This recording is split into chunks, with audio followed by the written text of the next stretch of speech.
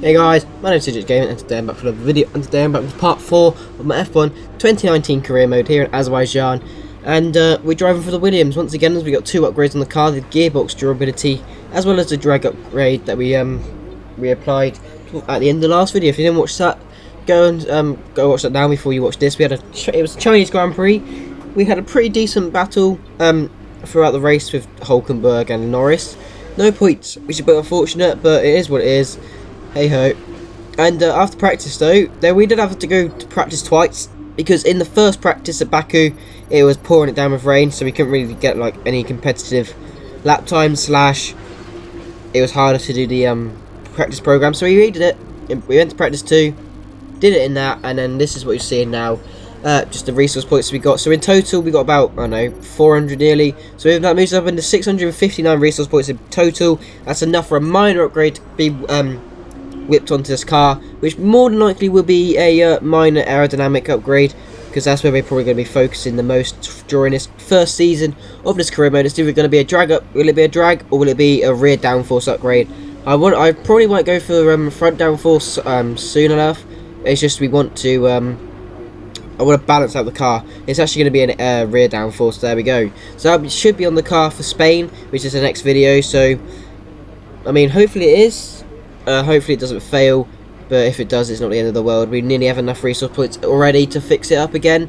So yeah, that should be on the car for Spain. But anyway, let's go into qualifying for the Azerbaijan Grand Prix.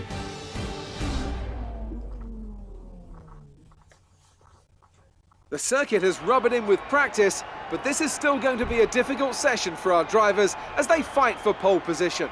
Welcome to qualifying here in Azerbaijan.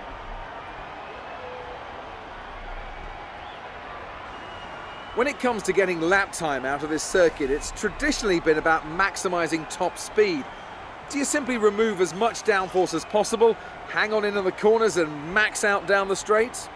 The teams will have arrived with all manner of parts designed to capitalise on the long straights.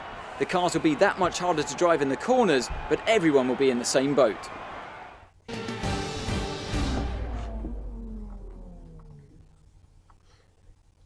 So this is our first run in Q1 up to the line.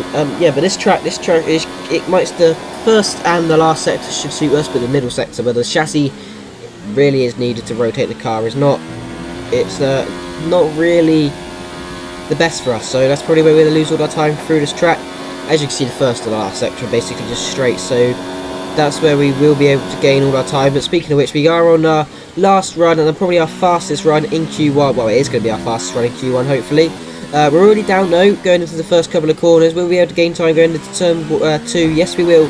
Nearly clipping the barrier on the Rolex sign there, but now we're going to go down and head towards turn 3 here with DRS enabled.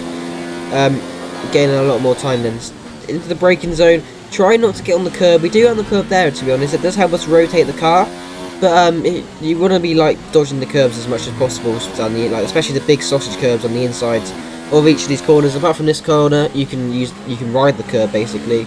But yeah, the curbs literally, it'll stop you from getting your traction down, stop you from putting the power down, and it can slow you up quite a bit. It can give you less momentum going into these corners. That's where I mean I need the car rotated, because I should have been rotated by the time I got to that corner, but I didn't hit the barrier. Through the castle section, pretty decent there, to be honest. Losing the back end on the right hander as we go into the left hander, we'll be back on this power.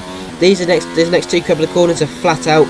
No need to lift, no need to like stop or anything. And there we go. Now into the tricky left-hander here. There's a little bit of a turn towards the to the right before you go to the left-hander, and then you've got one more corner, well, one proper ball corner to go. This is the most valuable corner on the track. Try not down the curb on the exit. We don't do that. We're up by 5 tenths. I'm pretty sure that says. Now we've got these two flat-out corners. This you don't want to use, you don't want to steer as much as like you think, because that'll like cause friction. And that will slow you down through the corners and give you a bad run. We're out of VRS, up to the line. We're losing time though, compared to the AR. We're currently P18, up to the line, half the second up. And we continue and we stay P18. We didn't improve. We went half a second faster, and we did not improve. George Russell was 18th, so we've been out-qualified by our teammate once again, and we've only been able to out-qualify teammate Carlos Sainz there, which is a bit unfortunate. But now we're drawing with our little teammate rivalry battle with George Russell, and we're drawing. So that's not really what you want. Hopefully we can create a lead back by the time we get to the end of the episode. Hopefully we're leading that rivalry again. But it is going to be all up to the race. There might be a really good chance for us to get points. Hopefully it is. But we're actually going to take another set of power units. Another set of power unit, just so we don't have to take penalties further on in the season. But anyway, that's going to be the end before we get into the race. Let's go to the Grand Prix, for the Azerbaijan Grand Prix.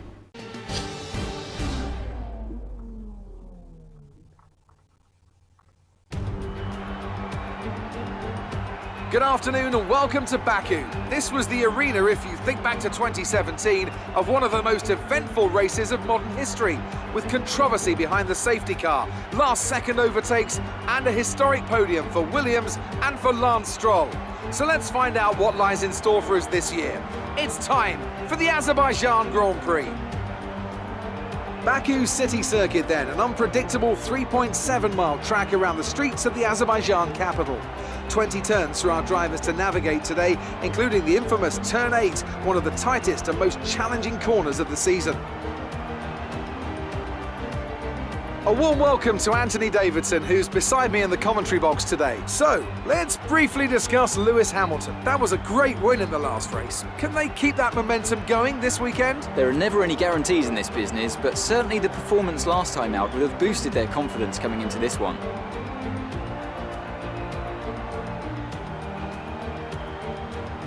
With the race minutes away from starting, here's what today's grid rundown looks like. Valtteri Bottas lines up on pole position, with Sebastian Vettel starting alongside. As we continue through the rest of the grid today, we have Hamilton, Leclerc, Sergio Perez, and Verstappen, Stroll, Gasly, Grosjean, and Kevin Magnussen, Hülkenberg, Albon, Kimi Raikkonen, and Butler. Ricciardo, Norris, Lucas Faber, they'll be starting further back after an earlier grid penalty. And George Russell, Joker, and Carlos Sainz will start from the back of the grid. And with lights out just moments away, it's time to go down to the track.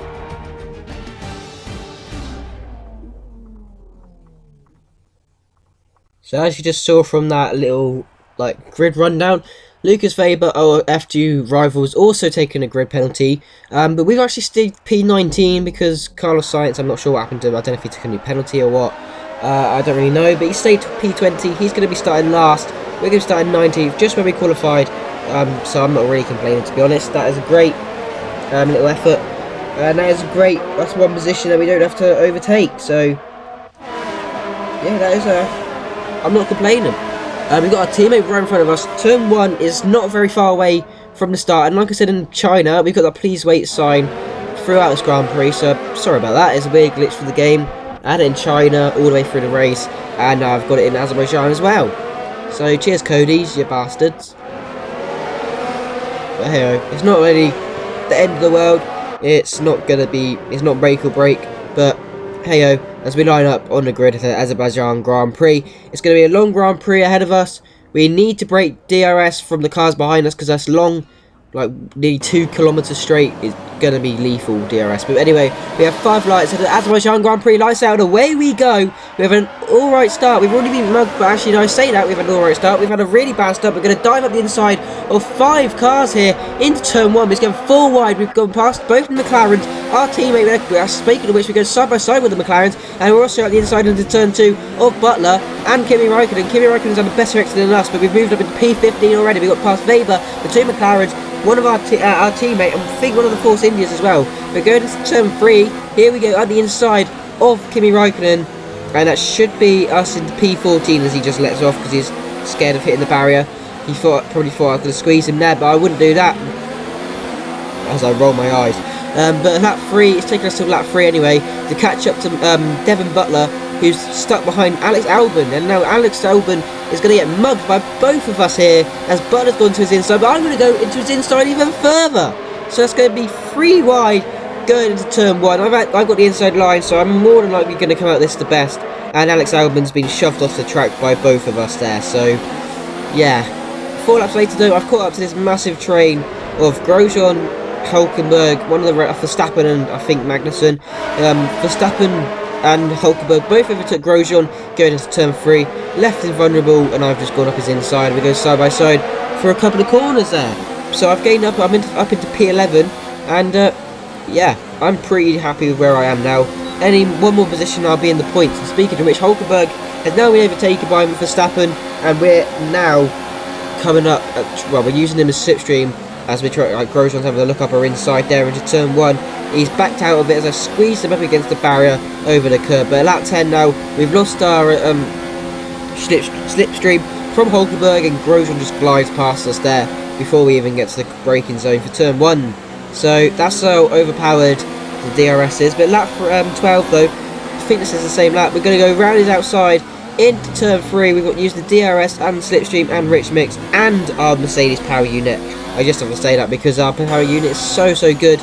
But as we overtook Grosjean, he just put himself in the wall. We've left him plenty of room, as you saw there, and he's just stayed into the wall and lost some of his front wing, I'm pretty sure.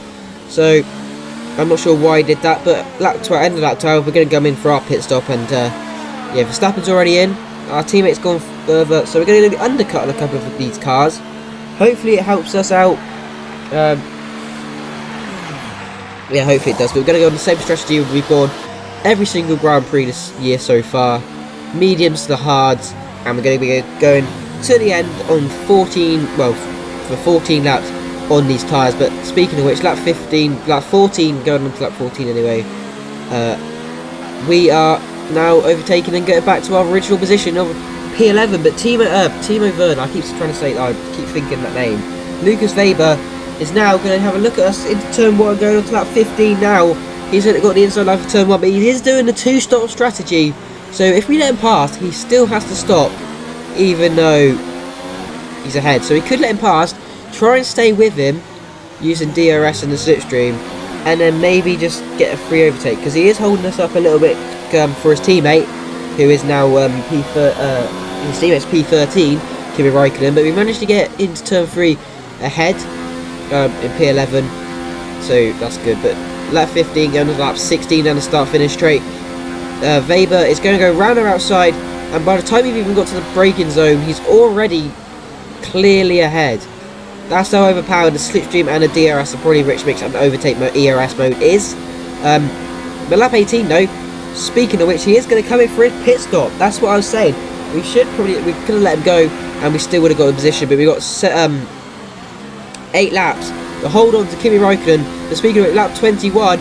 Here comes Kimi Raikkonen by the looks of it. He's got slipstream, DRS, rich mix. He's going to go to inside line, going to turn 1, and he's miles ahead once again, just like his teammate was a couple of laps ago. We're just going to stick behind him just for now, and we might get a better run on him out of exit of turn 2, and probably have a look up the inside into turn 3. That is what the plan is, as we got alright exit. He's got a better exit than us though, but we've got this Mercedes power unit, the slipstream and the rich mix. We're going to go right in. We're going to follow him as much as possible. We're going to go and just stay behind him. We're not going to give the finish driver any trouble this lap 21 into turn 3. But speaking of which, lap 22, I think that's what we was on anyway.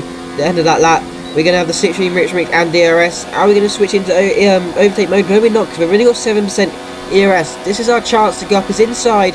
He's defended it, but we're going to brake early, let off the brakes, and then just roll the car up his inside. A little bit of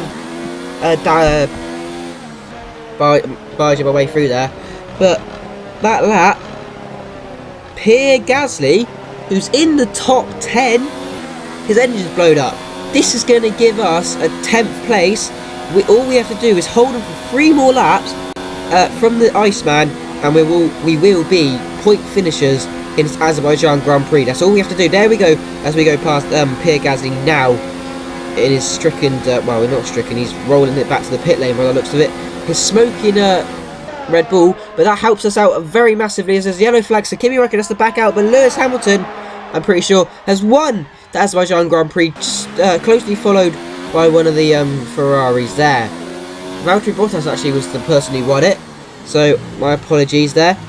Lewis Hamilton, I don't know where he is, I think he's like 4th or something like that. But yeah, we're going to go down this long straight. We've lost the touch to Raikkonen. I don't know what happened to him, but we're weaving as we're going to come home for a point in this Williams career mode. I did not think this was going to happen this early on in this season. I mean, I said it was the best chance to get points, but I did not think it would still happen. I still didn't think it would happen. Pulled out a fantastic performance today. They should be proud. Anthony Davidson. Our Indian manufacturers have got a win here in Azerbaijan. I can't believe I got a point here in the Williams career mode. It's only the 4th race of the season. These aerodynamic upgrades have helped quite a lot. As well as the chassis upgrade, we had one of them. And also just the straight line speed of our car. As well as the straight line speed aspect of the first and the last sector of this track, really. So it all suited our car. It was all on paper for us to get a point. But we just had that middle sector and the rest of the cars with DRS and slipstream that could put a halt to our procedures. But 2 Ferraris on the podium. Ferrari have been on the podium every single Grand Prix, and so has Mercedes. I don't think any other car apart from Ferrari and Mercedes have been on the podium, which is a bit of a shame. It's not. You want some diversity throughout the career mode, but hey, they're just pulling ahead. George Russell also got P11, so it goes to show that it's actually a pretty decent track for our car. Our car suits this track quite a lot. Pierre Gasly's out was the only DNF. Lando Norris come last, unfortunately for the British driver. But we actually move up into P13 of the Drivers' Championship, jumping ahead of Lucas Weber as well as Carlos Sainz, who are also on P1 point each. And we've also moved up to P8 of the Drivers' Championship as McLaren have dropped behind us because I don't think they got any points like Grand Prix. So yeah, I'm happy with that. Very happy, to be honest with you. But let's speak to Claire as she wants to give us some little questions. It wasn't the cleanest race today, was it? No comment, mate. Just no comment. Why? What's the point of me commenting something that's going to Were you struggling for grip, or make my reputation go down? There's no point. You left a lot of paint on the walls. Why are you asking me questions like these? No comment again. I'm not going to comment. I answer them questions, mate. So you can just shove your questions up your ass. But here we go. Are we going to be able to go ahead of our teammate? No, we're not. We're still going to be drawing going into Spain. So we was unfortunately not managing to get ahead of our teammate in the rivalry there. But we get 100% clean laps as well. We're getting a team bonus as well, so that's a fat amount of upgrades going on the car, and we got up to 1,100, and that is a very, very good amount of resource points for us to have in hand. I'm not sure if we'll be getting an upgrade. We do have a new contract negotiation, to be honest with you. I don't know why I said to be honest with you. You can see it right there. So that needs to be happening. Not sure what we'll be doing. I want to keep actually the pit stop efficiency. I never used it in F1 2018, but I never realised how good it was. You get like less than 2-second pit stops most of the time, unless you have a broken front wing. Well, that's what I do anyway. And that's just with Williams. Williams are just fast as it is. But we're going to make our expected qualifying and our race positions 18th. We're going to go first driver, make a medium team goal. Level 2 race bonus, level 2 simultaneous development, level 2 pit efficiency, and level 1 upgrade speed. So this is all good, actually. I'm not gonna lie to you. I said in Australia that I had minor upgrades like 1 week. I found out why, because we had that upgrade, that thingamabob, that little perk for our contract. So yeah, that is why. But are we gonna be able to get an upgrade for our car? I think we're gonna go for another chassis upgrade, maybe. As we're going to change our power unit back to our 4th one. Well, our 4th/3rd one. Our second to last, basically. Because that is the most worn. I only used the 5th one just because if I didn't, it wouldn't count as I'd get the penalties, but it wouldn't count me as getting the bits and stuff, if you get what I mean. But upgrade time. What upgrades will we be getting? I think I'm going to go with a chassis upgrade, which would probably be good. And maybe a aerodynamic upgrade. They would both be very helpful. Chassis wise would help us in the middle sector, especially around Azerbaijan, and with Monaco only 2 Grand Prix away, that also helps. So we've got 2 aerodynamic upgrades that should be on the car towards for Spain, as well as a chassis upgrade which is about to be put on the car, if I am correct. Am I correct? Oh, the suspense is killing me. Am I gonna? Yes, we are. There we go. Finally managed to purchase the upgrade for our car, chassis for our car. So that is where all the upgrades are going to be. We got 44 resource points now, and yeah, we're going to go to Spain just to see if these parts actually get put on our car. Hopefully they do, and hopefully none of them fail. Otherwise, that's going to cost us about 200 points. But as one fails, we get 2 upgrades. So we got the weight reduction and the rear downforce. So I'm not actually complaining about that. Going into Spain for the next episode, we're actually going to have a very, very wet quality session, as you see there.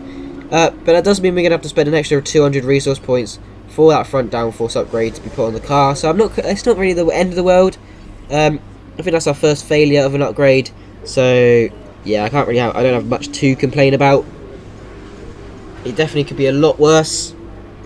But yeah, this car, the progress for aerodynamic, the upgrading this car, it's going along nicely. The chassis was still miles behind Toro Rosso there.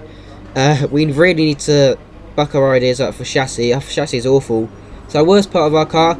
We've actually moved ahead of Alfa Romeo and Toro Rosso there, so we're now actually the 3rd worst car, which when you say it like that, isn't exactly, that doesn't sound very good. But we was worse. So 3rd worst is actually not too bad. We're only just ahead of Alfa Romeo and Toro Rosso. It's like a little gaggle. We've managed to catch up the gap and made the gap smaller. Like, we've actually caught the gap up. So we're actually equal on R&D progress. We just need to jump ahead of these 3 cars who are like classes like, I don't know, the back section of the midfield. But hopefully going into the rest of like until halfway of the season, we should be ahead of Alfa Romeo and Toro Rosso comfortably. We're 8th in the championship, 13th in the Drivers' Championship. But that is where I'm going to end this video. Hope you guys have enjoyed. Obviously, just gaming. Up next is Spain, so hope I see you guys there. Obviously, just gaming, and I'll see you in the next one. Bye.